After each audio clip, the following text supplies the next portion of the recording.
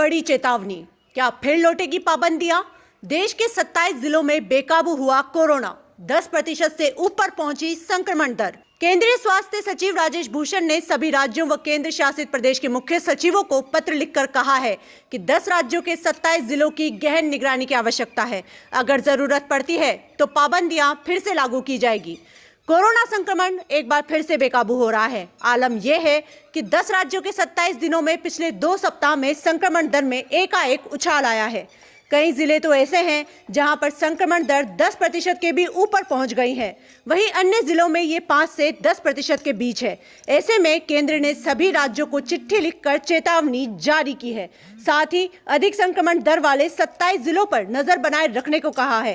राज्यों को ये पत्र केंद्रीय स्वास्थ्य सचिव राजेश भूषण की ओर से लिखा गया है। इस पत्र में केंद्र की ओर से कई दिशा निर्देश भी दिए गए हैं।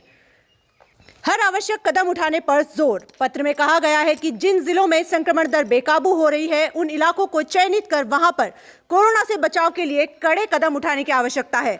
जरूरत पड़ने पर रात्रि कर्फ्यू, लोगों के इकट्ठा होने पर रोक, शादी या अन्य समारोह में भीड़ पर पाबंदी लगाने को भी कहा गया है। केंद्र की रिपोर्ट के मुताबिक 3 राज्यों मिजोरम, केरल और सिक्किम के 8 जिलों में संक्रमण दर 10% से ऊपर पहुंच गई है। वहीं 7 राज्यों के 19 जिलों में ये 5 से 10% के बीच है। अब तक कहां कितनी संक्रमण दर है? स्वास्थ्य मंत्रालय की रिपोर्ट के मुताबिक मिजोरम के हन्नाथियाल और सेरछिप जिले में संक्रमण दर क्रमशः 22.37 और 19.29% है। इसके अलावा यहां के अन्य 3 जिलों में भी क्रमशः 10% के ऊपर संक्रमण दर पहुंच गई है। इसके अलावा केरल के 2 तो सिक्किम के 1 जिले में 10% के ऊपर कोरोना संक्रमण दर है। राज्य को दिशा निर्देश भी दिए गए हैं।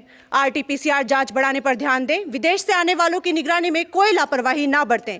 संक्रमित मरीजों व उनके संपर्क में आने वालों की जांच व निगरानी की जाए।